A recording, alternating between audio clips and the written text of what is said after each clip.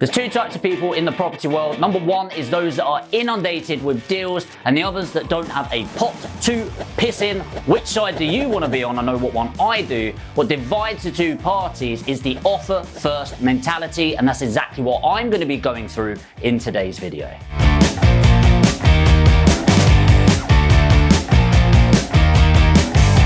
This is a step-by-step process, and a lot of it comes before even going into putting in the offer, starting with your due diligence, DD. Okay, so what you need to do when you're going out there is understand your numbers before you're going out.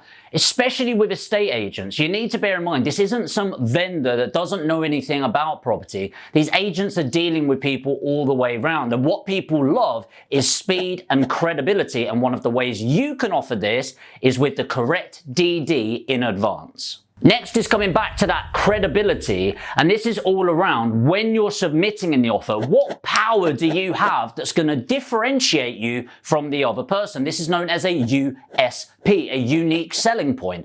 And with this credibility, what I mean is, do you have your solicitor in place? Do you have your broker in place? Do you have a mortgage in principle? Do you have your proof of funds? So that when you come to put in your offer, you can email all of that over in writing, solidifying your offer. Next is all about asking the right questions. A lot of people, when it comes to sales, just talk. You just need to learn to shut the hell up a little bit. You've got two ears and one mouth for a reason. So this comes to property specific, area specific, and what I'm really interested in is the rapport building. How are you getting on today? How's your weekend? How are the kids getting on? All of those sort of questions are going to build the relationship moving forward. But more pressing questions that are directly related. Out of interest, this property has been on for the last 8 weeks, quite a hot market right now. Why do you think it's not selling? You're getting them to sell why it's not moving right now. All right, do you think that's reflected in the price, or do you think is the vendor being unrealistic with that? If I were to put forward an offer that was a bit reduced, but I could go through with cash, credibility, certainty, would the vendor be willing to consider that? All of these questions, what they do is they poise your situation to allow them to bring you the answers rather than you bringing the answers to the table. Kind of like when you're putting in the offer, you're trying to draw out the offer from the individual rather than submitting it first. The more questions that are directly related to the property, the situation, or building a relationship will increase your chances of getting the properties moving forward. Talking of rapport with the vendor. People forget this a lot, but I'm going to give you some tips here. When you're going to view a property through an estate agent, obviously direct to vendor you are, but through an estate agent, that's your opportunity to get direct to vendor. Am I saying cut the agent out? No, but is it the agent that goes around the area or the property with you? Sometimes, but a majority, like way over half of estate agents right now, they will send somebody that is completely unrelated. So usually it's through a company called Viewber, Viewber, but there are other companies out there that they'll use, which is why when you're going around, people will go and say, oh, just go around the property, do what you need to do and let me know, because they have nothing to do. And then you go, oh, who do I need to talk to in the office? I don't know, mate.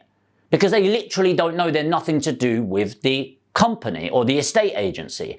So how do you build rapport to the vendor, and why does it matter when you're submitting your offer to the agent? So how you do this is by being positive around the property. I've heard people saying, oh yeah, go round and if you see a slight crack, go, ooh, that's going to cause major issues. Oh, a bit wet down there, is that damp? Oh, I'm not sure about the color of this, we'll have to repaint the whole lot. And I get the logic. You're trying to come from a scarcity mindset to plant into somebody that there's something negative going on. Here's the problem. They are only left with worrying about their property and a negative connotation of you. They're not thinking, what a great arsehole that just came in my property, my home, and tore it apart. Instead, when you're talking to the vendor, everything should be complimentary. Oh, there's a slight crack there. I'll have somebody look at it. Do you mind if I take a photo? From my experience, that's not going to be an issue at all. Oh, an avocado bath set. I know a lot of people really like the modern touch, but I love it. Is that cigarette fumes that I can smell in your carpet? I've always looked for a property. The swirly carpet with the yellow stains, adorable. Okay, I'm joking a little bit here, but you should be complimentary, and your aim is to leave the vendor feeling great about you and making yourself memorable. I know somebody that used to go to viewings that used to wear a full 3-piece yellow suit. He looked like a knob, and I'm not recommending that. If you're watching this, you look like a knob, I'm sorry. But he was memorable. So instead, what I like doing, if it's a property where you're like, this could be really good, is I'll make conversation with them, ask them about the area. How long you lived here for? What's the community like in the area? You know, it's really getting them buy-in. Remember, facts tell, stories sell, and people won't remember what you told them, but they will remember how you made them feel. And if you can make them feel great, they're going to feel great when your offer comes in, despite the offer. The other quick tip, if I really want a property, I'll just write a handwritten thank you note. Okay, so I'll just handwritten thank you note, piece of paper, fold it up, post it through saying, hey, I don't know if you remember me, my name's Jamie, I was the one wearing the red shirt today, or whatever it was. Just wanted to say thank you so much for your time, and I'll definitely be submitting an offer by close of play tomorrow to the estate agent. Really looking forward to hearing back from you. Think about how that sets you apart, and this isn't about quantity, but the quality of your offer and the delivery. Once we've done all that, we're going to go back to the agent. Now, something I really think's tying into this is I will only go and view a property if my numbers are close to working already, and I'll try and suss that out with the agent. I know a lot of people go, just go do the viewing.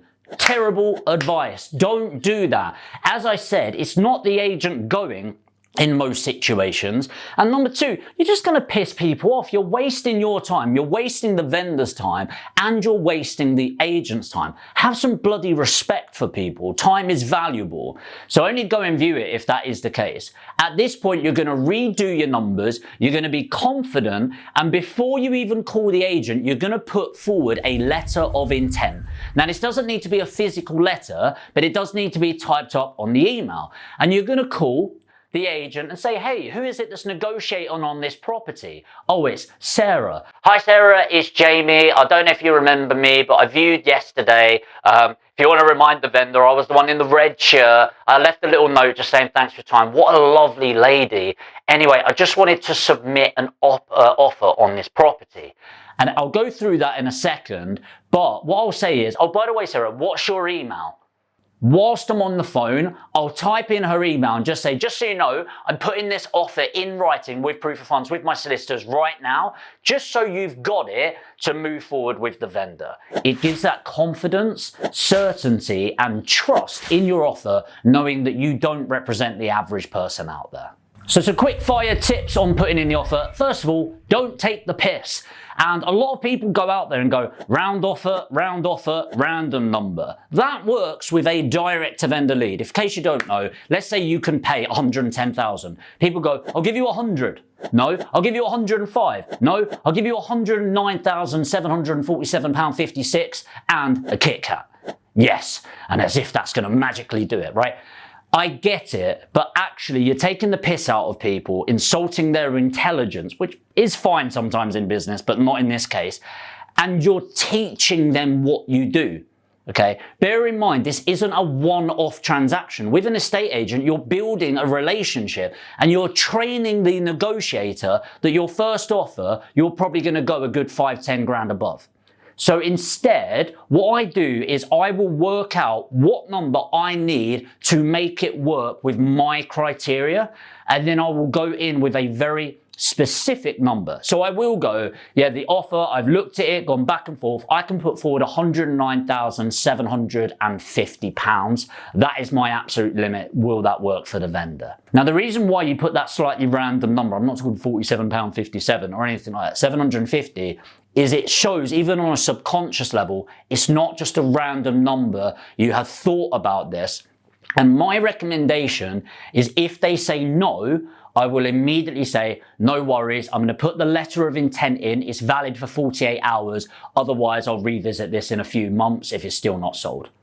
I like to train people that my offer, my word is my bond, and I'm not going to change things. Okay, I'm not going to be one of these people that messes people around. If I say I can do this, I can do it. And I'd rather lose the deal and train the person over time to know that I'm serious about my offer. So when we're talking about taking the piss, you can do it more with direct vendor. And I know that sounds bad, but whether you're taking the mick or you're doing the random offer, that can work because you're solely focused on this one property with the vendor, unless they're a portfolio landlord, in which case I'd probably treat them like an estate agent as well. But you've got that one impact, that one chance to do it. Just really have in your head, you're building a relationship. This one property is honestly not that relevant in the grand scheme of things. There'll be another one in a couple of weeks that works just the same for you. So don't worry about the scarcity around the property. Have an abundance mindset around that. Have a scarcity mindset around the relationship and treat people how you would like to be treated in business. Just to reel off some more. Number one, justify your offer. If it's a bit of a random offer, especially if it's below what they've been asking for,